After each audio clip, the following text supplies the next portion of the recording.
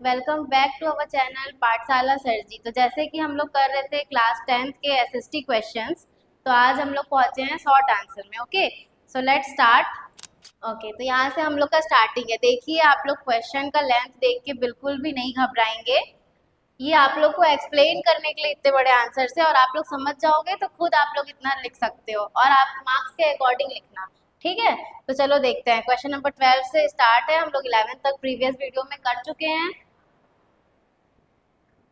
देखो क्या है आपका question. What was the impact of the first world war on the world. First world war से क्या क्या वर्ल्ड पे इम्पैक्ट पड़ा था। ओके, तो देखते हैं क्या क्या इम्पैक्ट पड़ा होगा। अब आप लोग इतना वॉर के बारे में पढ़े हो तो आपको आइडिया हो ही गया होगा कि क्या क्या नुकसान हुए थे वर्ल्ड वॉर से, है ना। कितने लोगों की डेथ हुई थी, कितना इकोनॉमिक का लॉस हुआ था, पॉलिटिकल लॉस हुआ था, है। तो चलो देखते हैं। फर्स्ट क्या है, पॉलिटिकल इम्पैक्ट, राइट। फिर economic, social and impact on the future conflicts. तो देखो, after the war many sorry after the war many powerful empire like German, Ottoman, Austro and Russian empire collapsed. New countries were formed and efforts were made maintain world peace which changed the political map of the world. अच्छा देखो, बहुत सारे मतलब ये सब war में क्या हुआ था, बहुत सारे कंट्रीज की जोग्राफिकल एरिया चेंज हो गई थी। ठीक है, उनका किसी का एरिया एक्सपेंड हुआ था, किसी का छीन लिया गया था। छीना किसका गया था, जर्मनी का, है ना। उसमें क्या हुआ था, उसी को सारा ब्लेम कर दिया गया था, जर्मनी को, उसको पे करवाया गया था एक्स्ट्रा। तो देखो, इसके पॉलिटिकल में ये आ गया। और पॉलिटिकल मतलब आप क्या समझते हो, जो कंट्री की जो गवर्नमेंट होती है ना, उनको हटा दिया जाता है या उनका मेजोरिटी प्रूफ नहीं होता, तो ये होता है पॉलिटिकल इम्पैक्ट। अब मैं आप लोग को इकोनॉमिक बताती हूँ। इकोनॉमिक में क्या होगा, उनका इंफ्रास्ट्रक्चर देखो लिखा है, world war one caused heavy economic damage as industry, trade, infrastructure were destroyed.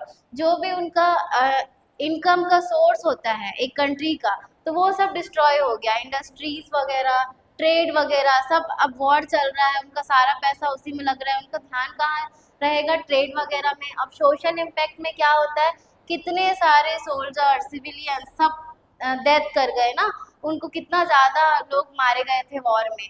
Created social imbalance, suffering, women started working in the factories. अब देखो, बहुत सारे घरों के जो मेंस थे, जो सोल्जर्स थे, वो मारे गए। जो सन्स थे वो भी सोल्जर्स के फॉर्म में रहे होंगे, उनसे भी लड़ाई हुआ होगा, वो भी मारे गए। तो बचे बचे कौन एक कंट्री में, वुमेन्स की मतलब वही उनका ज़्यादा बच गया, वुमेन्स वुमेन्स रह गई। तो ऐसा कंडीशन आ गया कि वो काम कर रही हैं, उनको जॉब्स करना पड़ रहा है फैक्ट्रीज में, और जो भी जॉब्स का जगह है उनका नंबर इंक्रीज हो गया था काम करने के लिए। अब कोई है नहीं घर पे मेल मेंबर, तो उनको करना पड़ रहा है। इम्पैक्ट और फ्यूचर कॉन्फ्लिक्ट, इसका मतलब क्या है, क्या किया गया था, ट्रीटी ऑफ वर्साइल हमने इतने बार देखा है। इसमें क्या था, जर्मनी को ब्लेम कर दिया गया था और उसको बोला गया था ना सब पे करने के लिए। देखो, क्रिएटिंग एंगर, तो इसके कारण ना वहाँ पे एंगर और इंस्टेबिलिटी बहुत हुआ था। अब कोई भी कंट्री, अगर एक आप लोग ऐसा समझो, एक क्लास है, पूरी क्लास में झगड़ा हुआ है, तो सिर्फ एक ही स्टूडेंट को ब्लेम किया जाए और उसी को पनिश किया जाए, उसको गुस्सा आएगा ना कि नहीं, ये मेरे ऊपर ही क्यों सारे लोग ब्लेम डाले हैं। तो ऐसा ही जर्मनी के साथ हुआ, और इससे क्या हुआ फिर, सेकेंड वर्ल्ड वॉर भी इसी के कारण हुआ था। क्यों, हिटलर आ गया था, हिटलर ने पूरा बोला कि मैं जर्मनी को वापस से स्ट्रांग बनाऊंगा, और फिर लोग लोग क्या किए, हिटलर का साथ देने लगे। ओके, तो इस क्वेश्चन में आप लोग पॉइंट्स याद कर लो, पॉइंट्स के बेस में आप लोग एक्सप्लेन कर सकते हो और अपना आंसर अच्छे से लिख सकते हो। और सबसे मोस्ट कि ऐसे हाईलाइट करके पॉइंट्स में ही लिखना, पैरा में नहीं लिखना। नेक्स्ट देखते हैं क्वेश्चन नंबर 12 का। और है, देखो क्या है, do you agree that treaty of Versailles was a unjust treaty for Germany. देखो, अभी मैंने आपको एग्जांपल दिया क्लासरूम वाला, तो इसमें यही पूछा है कि ट्रीटी ऑफ वर्साइल क्या सही था जर्मनी के लिए या उसके लिए फेयर था। ये जो ये सारी कंट्रीज जो मिलके जर्मनी को ब्लेम की, तो क्या उसके लिए फेयर था ये। तो देखो लिखते हैं, force treaty, revenge condition, one sided terms, economic and political weakness, और क्या लिखा है, डीमिलिट्रिलाइजेशन। तो देखो यहाँ देखो, डीमिलिट्रिलाइजेशन में क्या, उसका मिलिट्री पावर बहुत ज़्यादा कम कर दिया गया था, राइट। देखो, उसके मिलिट्री पावर कम कर दिए गए थे, और क्या किया गया, इकोनॉमिक एंड पॉलिटिकल, बहुत ज़्यादा वो इकोनॉमिकली और पॉलिटिकली वीक हो गया था वो कंट्री। कैसे? अब उसके पास पैसे नहीं है, खाना नहीं है, लोगों को देने के लिए जॉब नहीं है, ठीक, तो ये वाली कंडीशन आ गई थी। वन साइडेड टर्म क्या है? सिर्फ जर्मनी को ही ब्लेम किया गया था, उसने कितने सारे अपने कॉलोनीज वगैरह लॉस कर दी, मतलब एरियाज भी उससे छीन लिए गए थे। अब इसमें रिवेंजफुल कंडीशन देखो, अब ऐसा हुआ था सिर्फ जर्मनी को ब्लेम किए थे, तो ये क्या हो गया, एक ऐसा ट्रीट, मतलब उसके लिए ब्लेम जैसा हो गया कि उसी को सिर्फ ब्लेम कर रहे हैं, तो वो क्या किया, एक आएगा ना गुस्सा, जो वापस से बदला लेने का भावना, तो वो इसमें आ गया। अब क्या लिखा है देखो, इसको रीड कर लेते हैं। Germany was blame for the war and lost important territories and resources. The Saar coal mines were given to France for compensation. अब देखो, जो ये उसका कोल माइन था वो भी किसको दे दिया गया था? फ्रांस को, है ना। उसकी जितना वो पे कर सकता है किया, बाकी एरियाज भी दे के वो कंप्लीट किया होगा, अपनी जो भी उसको फाइन वगैरह लगा होगा। अब देखो, force treaty, Germany was forced to accept the treaty without proper negotiation. The Allies threatened further war, so Germany had no real choice. Okay, उसको फोर्सफुली ये ऐसा उनको कर दिया गया ना कि ब्लेम कर रहे हैं, आपको ये एक्सेप्ट करना ही पड़ेगा, आप इतना फाइन पे करो ही। अच्छा, ठीक, आपको समझ आया ये? आप ये पॉइंट्स लिख सकते हो अपने एग्जाम में, अगर आपको ये क्वेश्चन पूछा जाए तो आप ऐसा ही लिखना आंसर। देखते हैं नेक्स्ट क्या है, question number 13। How is land use as a natural resources? एक लैंड का हम लोग नेचुरल रिसोर्सेज के रूप में कैसे यूज कर सकते हैं? ओके, तो कैसे यूज कर सकते हैं, सोचो आप लोग। देखो, आंसर रीड करो। Land is the most important natural resources of our natural resources. Land is use for mining, देखो माइनिंग के लिए यूज हो सकता है, एग्रीकल्चर के लिए, cattle rearing, mining, industries, transportation and settlement. देखो आप लोग कहाँ कहाँ रहते हो, हम लोग कहाँ वर्क करते हैं, जितनी भी माइनिंग होती है कहाँ होती है? लैंड में। जितनी भी फैक्ट्रीज, इंडस्ट्रीज लगाई जाती है कहाँ? लैंड पे लगाई जाती है ना। एग्रीकल्चर होता है कहाँ होता है? लैंड पे। जितना भी ट्रांसपोर्टेशन या सेटलमेंट वगैरह, सेटलमेंट में क्या आ जाएगा, जो लोगों के घर हैं, ठीक है, बड़ी बड़ी फैक्ट्रीज स्टेबलाइज की गई है, वो कहाँ है? लैंड के ऊपर ही है, तो ये सब यूज हो रहा है। In different region the use of land is done for various purpose. Some land is use for agriculture, some areas are used for human settlement, some are used for forest and some for industries। देखो अलग अलग type से use हो रहा है, कहीं agriculture के लिए, कहीं फॉरेस्ट के लिए, कहीं इंडस्ट्रीज के लिए, कहीं लोगों के घरों के लिए, ठीक है। People of some areas use the land for specific purpose is called land use. देखो अलग अलग जगह के लोग अपने अपने अकॉर्डिंग लैंड का यूज कर रहे हैं। जैसे आपको अभी फैक्ट्री डालनी है तो आप फैक्ट्री के लिए यूज कर लिए, ओके। अब किसी को वहां पे घर बनाना है रहने के लिए, तो वो घर बना लिया। अब किसी को उस लैंड में एग्रीकल्चर करना है तो वो वहाँ फार्मिंग कर लिए। तो अपना एक स्पेसिफिक पर्पस हो रहा है, स्पेसिफिक पर्पस हो रहा है उनके लिए ये, तो वो अपने अकॉर्डिंग यूज कर रहे हैं। Land use is not a sum same always and within the time it's change.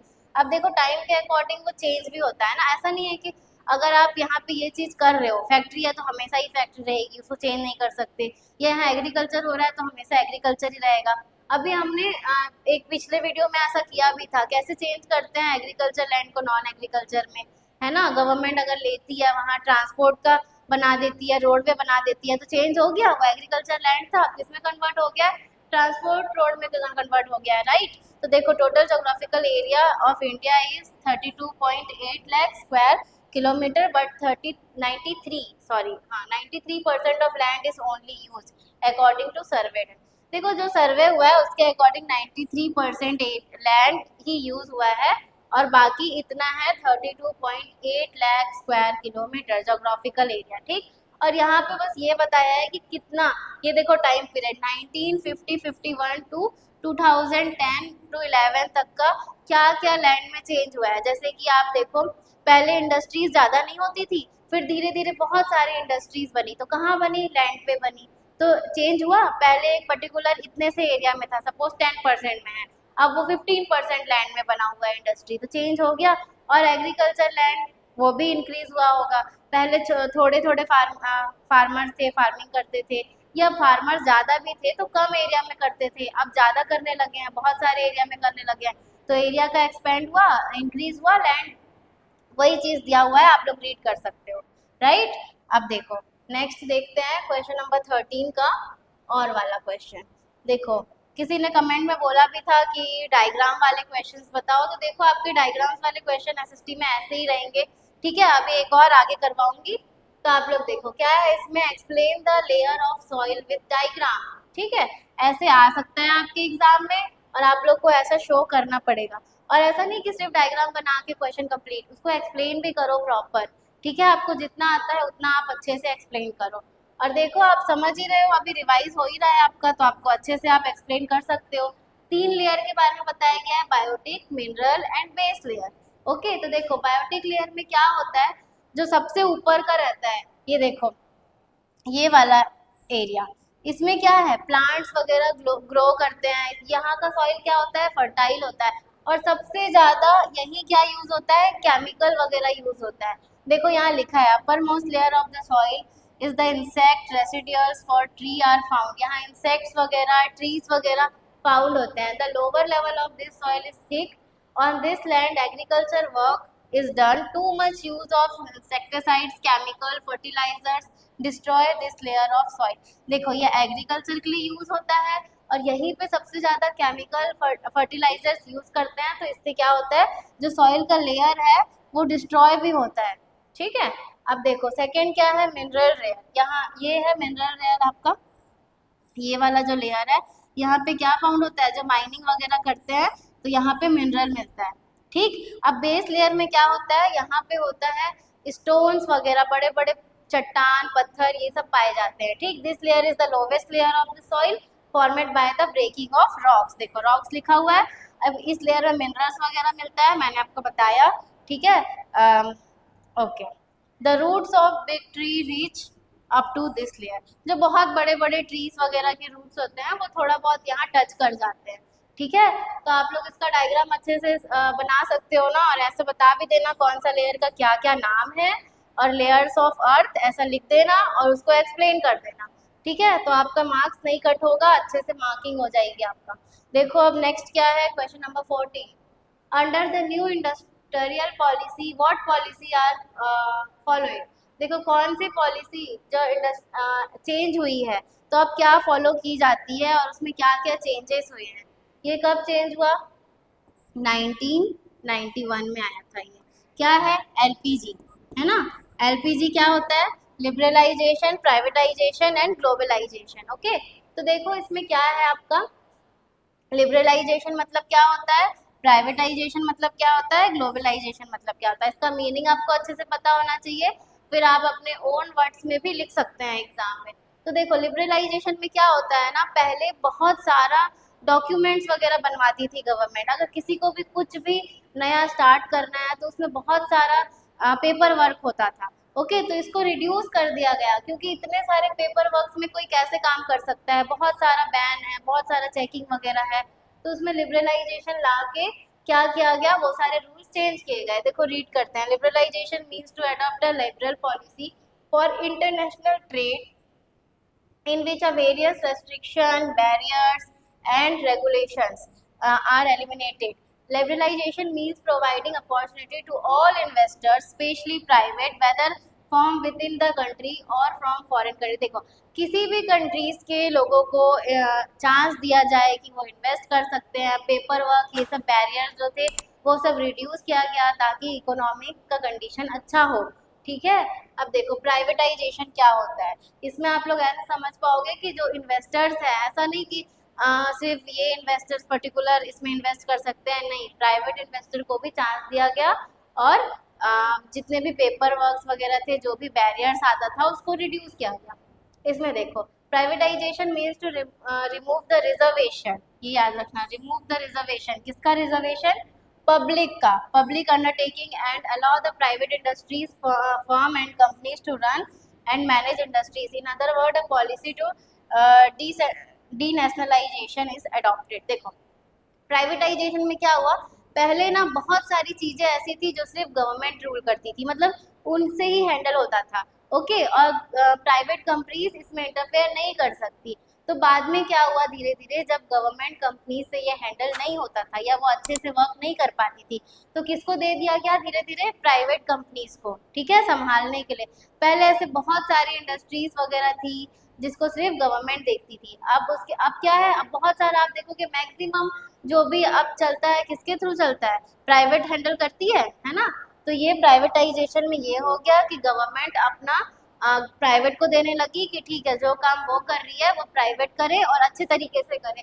Liberalisation में डॉक्यूमेंट्स वेरिफिकेशंस वगैरह कम किए गए ताकि सारे लोग इन्वेस्ट कर सके और अच्छे से इकोनॉमी का ग्रोथ हो। अब देखो ग्लोबलाइजेशन में क्या हुआ, ग्लोबलाइजेशन हमने बहुत बार पढ़ा है, ये क्या होता है, पूरे वर्ल्ड में ट्रेड करना। ओके, तो देखो वही लिखा है, result of the process of globalisation since the 1980s and 1990s, not just capital but service labour, देखो service labour resources began to move freely from one country to another. The main stress of globalization was to increasing competition between the national and international firms. देखो इसमें क्या बोला गया है, globalisation में क्या होता है ना, कोई सी भी कंट्री कहीं पे भी जाके ट्रेड कर सकती है, पूरे वर्ल्ड में कर सकती है। ओके, उनका वहाँ का लेबर यूज़ कर सकती है, वहाँ का मिनरल्स वगैरह यूज़ कर सकती है, वहाँ के रिसोर्सेज यूज़ कर सकती है।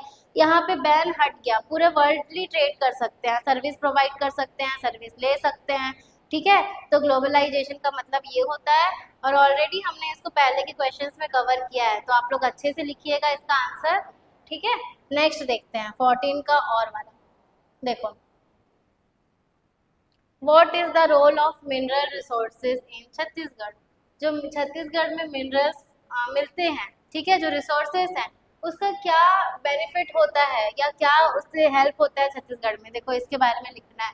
तो क्या है, role of mineral resources, creation of employment, source of getting revenue, contribution of the economy of the nation, और क्या स्पेसिफिक मिनरल्स। अच्छा देखो, आप लोग पॉइंट से भी समझ सकते हो, role of minerals resources, many minerals are found in Chhattisgarh which encourage many industries specially in iron ore industries, cement and electricity. देखो यहाँ बहुत सारे मिनरल्स पाए जाते हैं, उसमें सबसे ज़्यादा क्या है, आयरन ओर।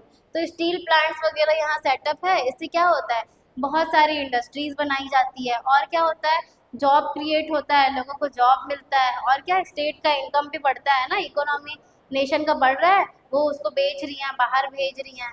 ओके, तो ये सारे इम्पैक्ट पड़ते हैं। देखो यहाँ एम्प्लॉयमेंट जनरेशन हुआ, इकोनॉमिक डेवलप हुआ उससे, मतलब लोगों को जॉब्स वगैरह मिल रही है, अपॉर्चुनिटीज मिल रही है, source of getting revenue, revenue का भी ये थ्रू हुआ कि वह लोग मिनरल्स निकाल रहे हैं, माइनिंग वगैरह हो रही है, तो बाहर ही तो बेचते हैं मिनरल्स को, है ना, बहुत सारे जगह ट्रांसफर करते हैं। Contribution of the economy of the nation, economic में हेल्प कर रही है ना, अगर हमारे छत्तीसगढ़ से इनकम जनरेट हो रहा है तो वो हमारी कंट्री की भी इकोनॉमी में हेल्पफुल होगी ना, काउंट करेंगे उसको भी। अब देखो specific mineral, coal provides energy resources to the state, iron ore is used for Bhilai steel plant due to aluminium bauxite industry and by limestone cement industry is developed. देखो क्या था, छत्तीसगढ़ में सबसे ज्यादा क्या पाया जाता है, आयरन ओर, जिसके कारण क्या है, भिलाई स्टील प्लांट भी है वहाँ पे डेवलप, और क्या है, एल्यूमिनियम और बॉक्साइट इंडस्ट्रीज भी है। क्यों, उसी से एक्सट्रैक्ट करके निकाला जाता है एल्यूमिनियम बॉक्साइट से, ठीक है।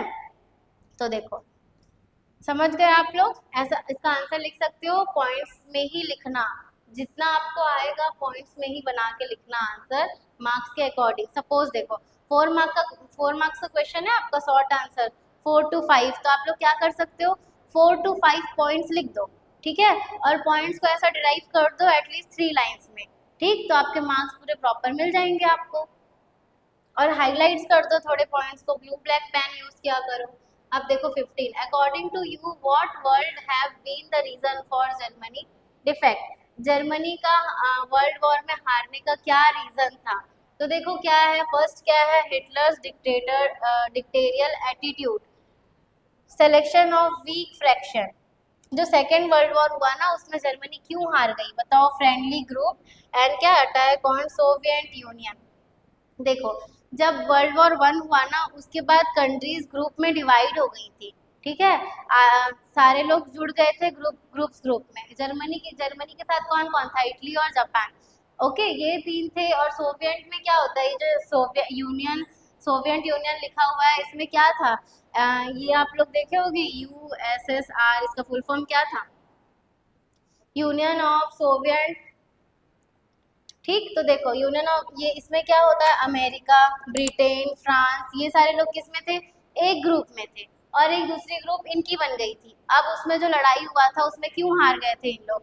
क्यों हार गए थे बताओ? क्योंकि इस साइड बहुत ज्यादा पावरफुल कंट्रीज हो गई थी, और वहां पे क्या था, एक तो हिटलर का डिक्टेटरशिप था, जो भी वो बोलता था वही होता था। ओके, तो ये सब के कारण जर्मनी हार गई थी। देखो एक बार रीड भी कर लेते हैं। During world war two he was representing his army, although he had appointed of his army generals of his army, but he completely rejected the suggestion.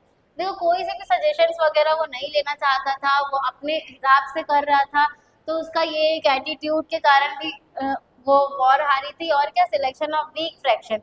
अब देखो इन जर्मनी के जो साथ थे ना, वो कौन कौन सी थी? जापान थी, इटली थी, रोम थी, ये सारे लोग वीक थे थोड़े। ठीक है, ऑलरेडी वर्ल्ड वॉर 1 खत्म हुआ था, उसमें पहले ही लॉस हो चुका था उनकी आर्मीज का, उनके वेपन्स का, उनके पैसे वगैरह का। तो देखो अब फॉर्मेशन ऑफ फ्रेंडली ग्रुप, अब एक और ये ग्रुप था जिनके साथ उनका लड़ाई हो रहा था, जो अलग टीम में हो गई थी। Together which made tireless effort to defend Germany and its allies. Allies मीन्स क्या होता है? वही जो ग्रुप्स होते हैं ना, एक फ्रेंड्स का ग्रुप होता है, जैसे एक कंट्रीज का ग्रुप है। ओके, वो साथ में वॉर करेंगे या साथ रहेंगे एक दूसरे के। और क्या, इसमें पूरा एक ही तरफ से कंट्रोल हो रहा है, मतलब जो पावरफुल कंट्री है वो कंट्रोल करती है वहां का पूरा। तो इसके बाद इसीलिए क्या हुआ था, इसमें आगे चल के ये टूट गया था। ठीक है, रशिया ने रिवॉल्ट कर दिया था कि नहीं ऐसा नहीं चलेगा। तो उसके बाद क्या, सब डिफरेंट डिफरेंट जोग्राफिकल एरिया के अकॉर्डिंग टूट गए थे। ठीक है, in the war this group was very powerful, there is also become the main reason of the defeat. देखो ये वाला जो ग्रुप था ये बहुत पावरफुल था वर्ल्ड वॉर 2 में। अब क्या, attack on Soviet Union, Germany had attack the Soviet Union without thinking during world war 2। Germany had to face defeat against the it due to on the Soviet Union being powerful. देखो उसमें उन्होंने बिना सोचे समझे, बिना कुछ plan किए attack कर दिया था, जिसका कारण भी हुआ था कि वो हार गए थे। ठीक है, ये कब हुआ था बताओ? आप लोग डेट्स वगैरह भी याद कर लेना ना। नेक्स्ट देखते हैं क्वेश्चन नंबर 15 का। और फर्स्ट वर्ल्ड वॉर का, सेकेंड वर्ल्ड वॉर का। ओके देखो, what do you mean by population pyramid? How does it help in understanding the population of a country? देखो एक पॉपुलेशन पिरामिड से क्या क्या हेल्पफुल होता है गवर्नमेंट को? क्या पता चलता है? कहाँ बर्थ रेट ज़्यादा है, कहाँ डेथ रेट ज़्यादा है, कहाँ नॉर्मल चल रहा है पॉपुलेशन। ठीक है, ये सब जो गवर्नमेंट करवाती है उनसे उनको क्या हेल्प होता है? पॉलिसीज बनाने के लिए बहुत ज़्यादा हेल्पफुल होता है। अब समझो जहाँ बर्थ रेट ज़्यादा है, ठीक है, तो वहाँ किस चीज़ का ज़रूरत होगा? वहाँ स्कूल का ज़रूरत होगा, है ना। जहाँ डेथ रेट ज़्यादा है वहाँ किस चीज़ का ज़रूरत होगा? हॉस्पिटल्स बनवाने का ज़रूरत होगा। लोगों को हेल्थ फैसिलिटी नहीं मिल रही होगी प्रॉपर। ठीक, और जहाँ प्रॉपर सब कुछ चल रहा है, बर्थ रेट डेथ रेट ठीक है, इक्वली चल रहा है, वहाँ क्या होगा? जॉब्स का नीड होगा, कि लोगों को जॉब चाहिए रहेगा। अब देखो यहाँ और क्या क्या है, इसमें एक एक करके बताया गया है कि पिरामिड के फॉर्म में। पिरामिड कैसा होता है ऐसा? तो देखो इसमें क्या रहेगा, किसी में बताएगा कि ज़्यादा हो रहा है, किसमें कम हो रहा है। तो क्या उस कंट्री का क्या कंडीशन होता है? अगर बर्थ रेट ज़्यादा है तो क्या होगा? वो एक हाईली पॉपुलेशन वाली कंट्री हो जाएगी इन फ्यूचर। ओके, और डेथ रेट कम है तो क्या होगा? पॉपुलेशन कम हो रही है ना, डिक्रीज हो रही है ना पॉपुलेशन, और इसमें इंक्रीज हो रही है। और लाइफ एक्सपेक्टेंसी के अकॉर्डिंग भी चलेगा। डिपेंडेंट पॉपुलेशन, देखो अब बताती हूँ डिपेंडेंट पॉपुलेशन क्या होता है, चलो लाइन से देखते हैं। Birth rate, birth rate means the number of leave births per 1000 people in a year. A wide base of the pyramid shows a high birth rate while a narrow base shows a low birth rate. देखो ऐसा कुछ जो narrow वाला show होगा उसमें क्या है? लो। और जो वाइड वाला शो होगा उसमें क्या है? ज़्यादा। जो ज़्यादा बर्थ रेट जहाँ का इंक्रीज है, ठीक है, जैसे हमारी कंट्री का वैसा, और जहाँ कम है वहाँ क्या होगा? पॉपुलेशन डिक्रीज हो रही होगी। अब देखो डेथ रेट में जस्ट उसका अपोजिट। ठीक है, death rate refers to the number of death per 1000 in a people in a year.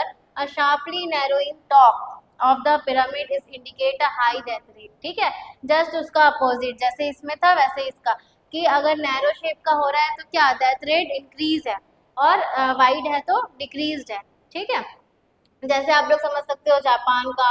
अब देखो लाइफ एक्सपेक्टेंसी क्या है, life expectancy is an average number of the year in a person is expected to live a broader top of the pyramid show the higher life expectancy, ठीक है। देखो अब वहाँ की लाइफ एक्सपेक्ट, जैसे हमने पिछले क्लास में पढ़ा था 65 to 70 एक मैक्सिमम एज है कि जहाँ का सब कुछ अच्छा है, हेल्थ फैसिलिटी वगैरह अच्छी है, वहाँ के लोग इतना सर्वाइव कर जाते हैं, ठीक है। और अगर वहाँ उनको प्रॉपर न्यूट्रिशंस फूड नहीं मिल रहा है तो वो उससे कम एज में डाई कर जाएंगे, कुछ उनको डिसीज हो जाएगा, उसके कारण वो उनका डेथ हो जाएगा, ठीक है। तो ये नॉर्मली ऐसा अगर प्रॉपर है ना तो ये रेक्टेंगुलर शेप का आता है, ठीक, कि प्रॉपर बर्थ रेट भी सही है, डेथ रेट भी सही है, ठीक है, और वो प्रॉपर लाइफ भी अपना स्पेंड कर रहे हैं, मतलब 60 to 70 एज तक का लोग सर्वाइव कर रहे हैं। अब देखो क्या है डिपेंडेंट पॉपुलेशन, ये ऐसी पॉपुलेशन होती है जो किसी और पे डिपेंड हो, लाइक जैसे चिल्ड्रंस वगैरह हैं, वो खुद तो थोड़ी जॉब कर रहे हैं, वो किसके ऊपर डिपेंड है, किसी और के ऊपर, अपने पेरेंट्स के ऊपर हो सकते हैं, ठीक, अपने सिबलिंग्स के ऊपर हो सकते हैं, वही लिखा है dependent population include children and elder people who depend on the working population. The pyramid shows how much the population is dependent. इसका पिरामिड क्या शो करता है, इसका जो ऑल बनाएंगे चार्ट बनाएंगे उसमें क्या शो होगा कि कितनी एक कंट्री की कितनी ज़्यादा पॉपुलेशन डिपेंडेंट है, ठीक, और कितनी वर्क कर रही है और कितनी वर्क नहीं कर रही है, इससे पता चलेगा। अब देखो shape of pyramid, the shape indicate population trend, triangular shape shows rapid growth, rectangular shape देखो जो रेक्टेंगुलर अभी मैं बना दी वो क्या है, स्टेबल है, नॉर्मल चल रहा है, और एक ट्रैंगुलर वाले में क्या होगा कि ग्रोथ ज़्यादा फास्टली हो रहा है। एंड इन्वर्टेड, जो इसका इन्वर्टेड ऐसा वाला रहेगा, इसमें क्या हो रहा है कि पॉपुलेशन डिक्रीज हो रही है, इसी का जस्ट अपोजिट ऐसा है, मतलब पॉपुलेशन इंक्रीज हो रही है, और इसका मतलब बैलेंस है, रेक्टेंगुलर का मतलब बैलेंस है, ठीक, आप लोग समझ गए। अब देखो ओके, इससे हेल्प करने में बेनिफिट होता है गवर्नमेंट को, जो मैंने स्टार्टिंग बताया कि कहाँ हेल्थ का जरूरत है, कहाँ एजुकेशन का, ठीक है, और कहाँ जॉब्स का। देखते हैं नेक्स्ट क्या है, question number 16, what are the challenges today in our democratic politics. तो देखो अभी क्या क्या चैलेंजेस फेस करना पड़ता है, ठीक है, डेमोक्रेटिक पॉलिटिक्स में क्या क्या चैलेंजेस फेस करने पड़ते हैं, देखते हैं। अभी पिछला क्वेश्चन बहुत अच्छा था, अगर आएगा आपके एग्जाम में, ऐसे ही क्वेश्चन आपके एग्जाम्स में आएंगे, आप उसको प्रॉपरली डिफाइन करके लिखिएगा, ठीक है, आपसे होता है तो जल्दी से आप छोटा सा डायग्राम बना सकते हो, ठीक है। ये वाला क्वेश्चन पूरा आपका डायग्राम्स वगैरह से रिलेटेड है, आप उसको ये जो यहाँ पे लिखा हुआ है आप उसको डायग्राम बना के एक्सप्लेन कर सकते हो, ठीक। और एक क्वेश्चन था, ठीक है, उसमें जो प्लांट वाला था वो आप एक्सप्लेन कर सकते हो डायग्राम के थ्रू, राइट। अब देखो क्या लिखा है, corruption, poverty, unemployment and population, ये 4th पॉइंट ना, ओके। अच्छा मैं बता रही हूँ, देखो corruption is the important challenges in our democracy. Many political parties collect money in the form of donation for the party and use them in election as a black money.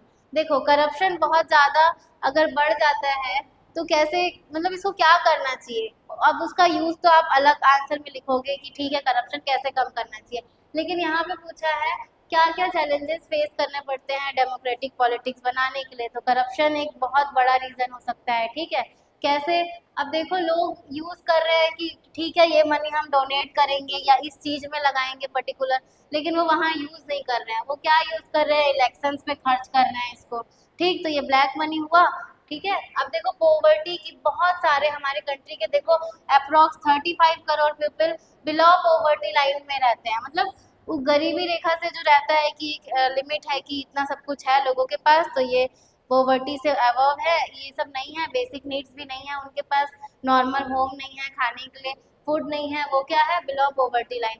तो इतने सारे लोग बिलो पॉवर्टी लाइन है, तो इसको ख़त्म कैसे किया जाए, उनको नॉर्मल लाइफ कैसे दी जाए, ठीक है। अनएम्प्लॉयमेंट, लोगों को जॉब कैसे क्रिएट किया जाए, यहाँ पे इंडिया में कितने सारे लोग अनएम्प्लॉयड है, उनको एम्प्लॉयमेंट का ज़रूरत है, तो इतना एम्प्लॉयमेंट कैसे क्रिएट किया जाए, ठीक है।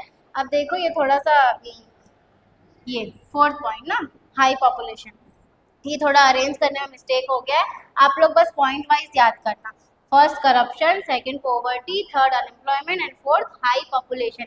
जहाँ इतनी ज़्यादा पॉपुलेशन हो उसको संभालने का भी, मैनेज करने का भी अलग वे होता है, ठीक है, यहाँ ज़्यादा जॉब्स चाहिए, ज़्यादा फूड्स वगैरह चाहिए, जितना इतना बड़ा कंट्री है उनको फूड प्रोवाइड करना भी तो बहुत है। ये जो नॉर्मल राशन कार्ड वगैरह बनाती है गवर्नमेंट, वहाँ क्या प्रोवाइड करती है, राइस वगैरह देती है उनको, मंथली देती हैं। वो क्या है, हेल्प करना चाहती है कि ठीक है एटलीस्ट लोगों के पास खाना तो रहे, है ना, गवर्नमेंट हेल्प कर रही है। तो ये सारी चीजें आ जाएंगी।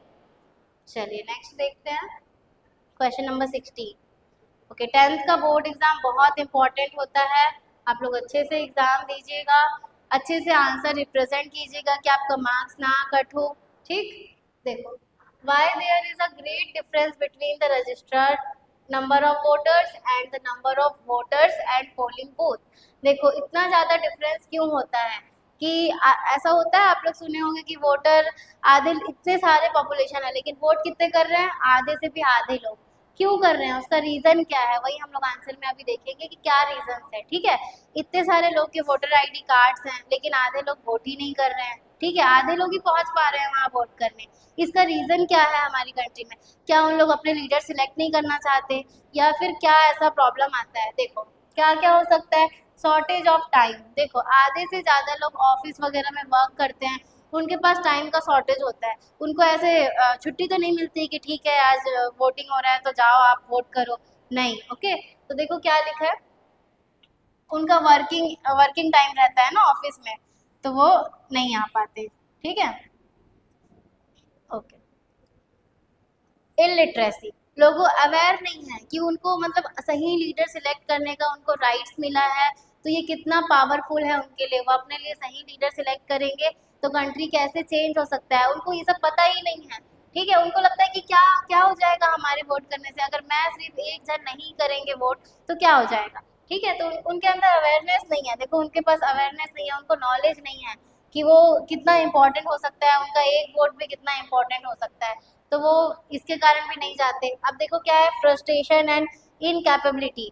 सम people think are frustrated and so they think that there is a no use of casting vote to any party. देखो कुछ लोग ऐसे फ्रस्ट्रेट भी हो जाते हैं कि देखो सारे लोग ऐसे हैं तो हम अगर किसी को भी वोट करें तो कोई मैटर नहीं करता। तो देखो अब पॉइंट फोर्थ, डिस्टेंस। ठीक है, इसमें क्या है, लोग बहुत दूर रहते हैं, वो उनको पोलिंग बूथ तक जाने में प्रॉब्लम होता है कि इतना ज़्यादा डिस्टेंस है, सपोज 20 किलोमीटर्स आफ्टर है तो वो 20 किलोमीटर्स ट्रेवल करके तो जाएंगे नहीं। ठीक है, तो वो इसके कारण भी अवॉइड करते हैं वोट देने के लिए, है ना। अब देखो, अभी एक डिस्टेंस हो गया, अब क्या मेंटल एंड फिजिकल प्रॉब्लम।